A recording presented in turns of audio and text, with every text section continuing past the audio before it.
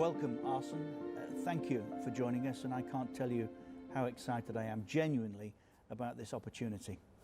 First question, how, if at all, has COVID changed football? It has changed a lot, football. First of all, I think all the spectacular pictures that we like to see on the football pitch have disappeared. You know, a football pitch empty is of course not the same atmosphere. And when you're a kid, you dream to play in front of a full stadium. And suddenly you gain a little bit like with nobody in the stands. And it took us time to accept it, but at the end, I think it was well filmed as well, that you don't see too much that the stands are empty. And overall, it has financial repercussions that are, of course, huge. And we have as well no time scale when we can we come back to normal games. So it creates anxiety, I would say, on the future for the managers. What are those financial repercussions? How deep do they run? Well, I would say that the turnover was 45 billion per year in the world, and we lose 15 to 20. I would say 20 billion. So we are 20 billion short, and this 20 billion can only go back or by deferred payment or by reducing the wages of the players. I would say it questions football deeper than you think it does, you know, because I am convinced that in the future the variable of wages has to be much bigger than it is now, and that you have to put uncertainties into the contract, and that means that we cannot guarantee as much anymore in the salaries than we did until now, and that it has to be linked with sanitary reasons, performance reasons, presence reasons, but it questions football deeply. And in fact, I believe as well we have to reorganize completely the calendar. And at FIFA, with Infantino, we try to make a meeting with all the stakeholders of the game to reorganize completely the calendar, the year calendar. This is as good as it gets then? It won't get any better than this? It won't and get any wages better, are going Richard. to have to be cut, capped, is what you're saying? Capped, I don't think so. Cut, certainly. Capped, for me, is an encouragement to cheat, you know. And that could advantage. We are today, we live in an era of multi-billion owners, international owners who can, of course, have finances all over the world. So I would say that you would leave the freedom to people to manage, of course, correctly their club, but as well to spend the money like they want to spend it. But you have to control the quality of their management. Overall, I would say, you will always have exceptions, like now Paris Saint-Germain, they will want to keep Neymar, they will want to keep Mbappé. With a capped salary, that will not be possible. How do you persuade the players that the bubble has burst? I think that's an illusion, you know, because the players will never be convinced that you cannot give them more money.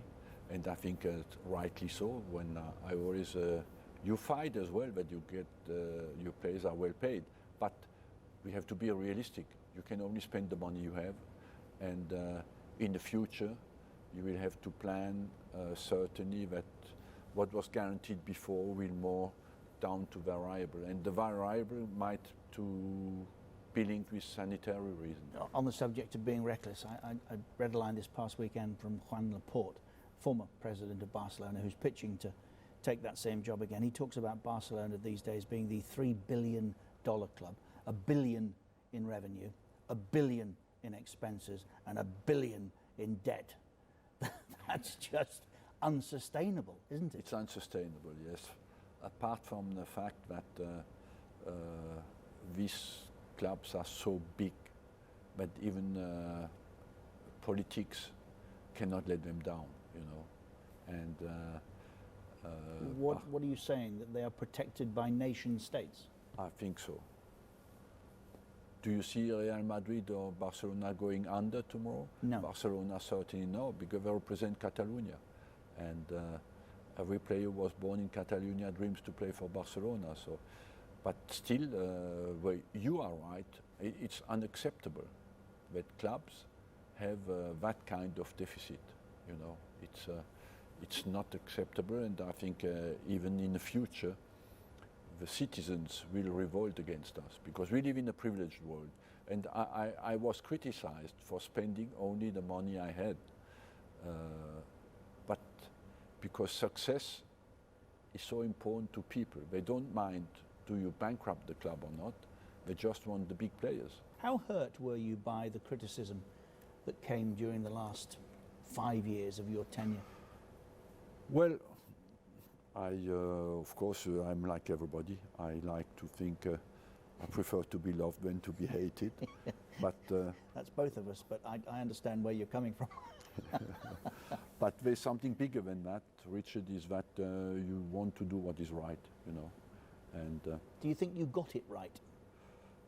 Do you think the timing of your departure was correct? I don't know, but I just think in 2016 I left. In 2016 we were second in the league, you know.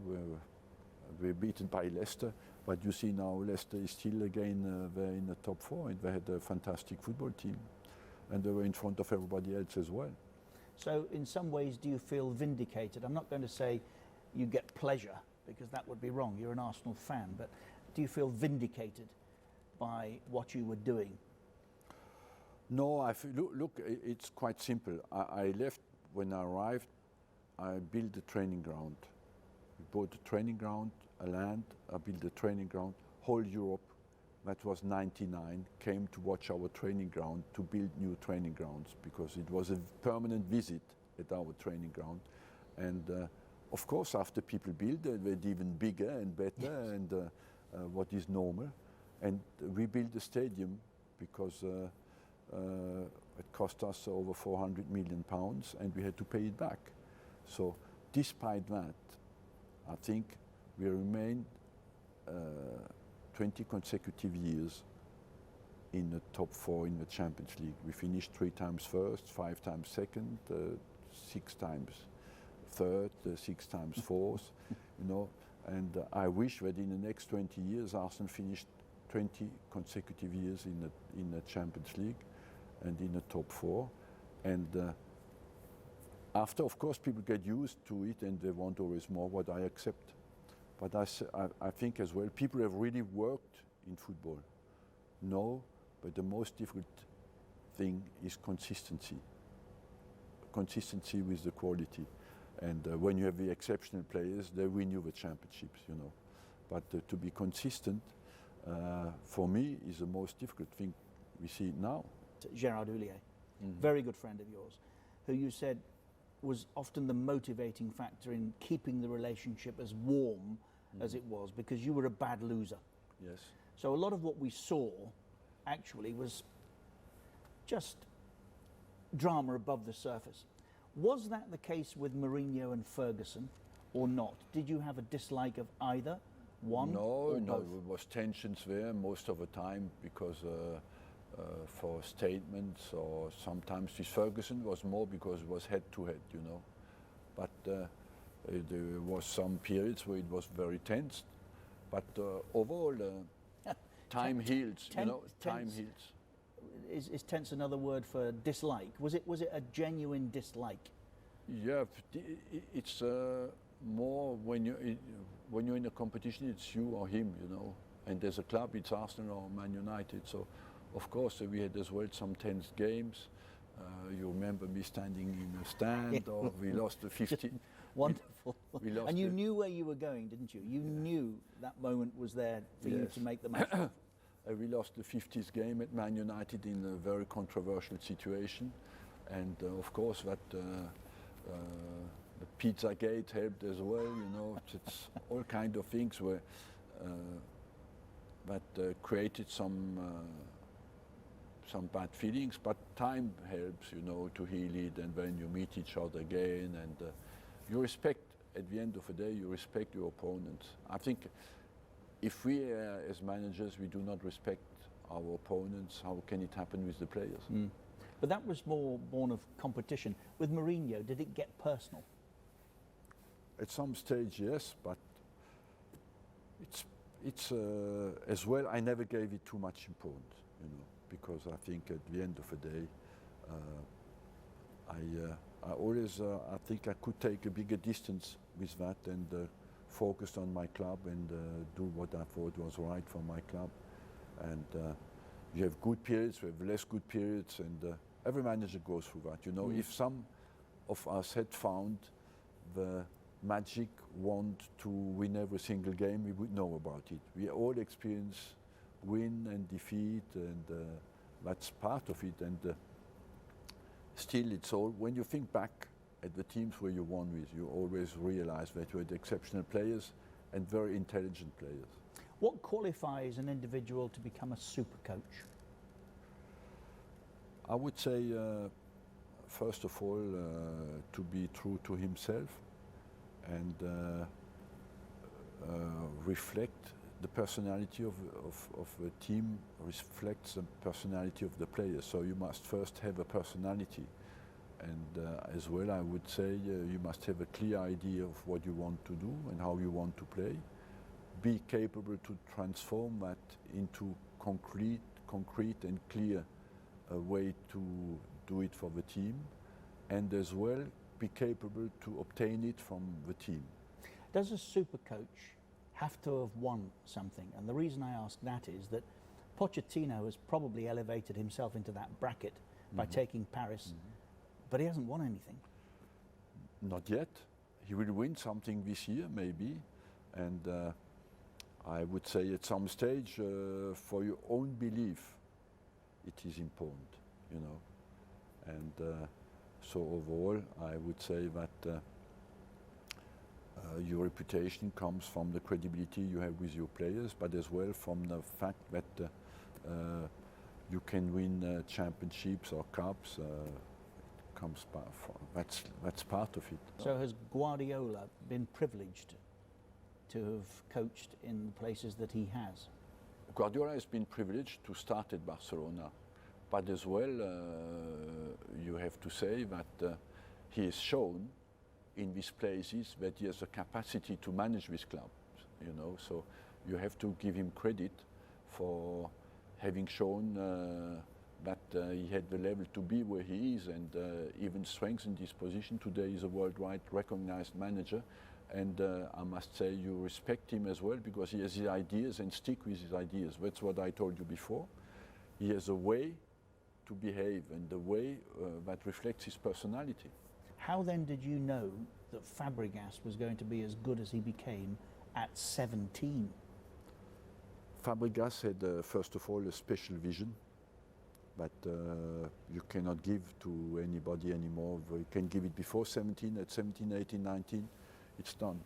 And as well, Fabregas had a very good assessment of his own performances and was very demanding with himself.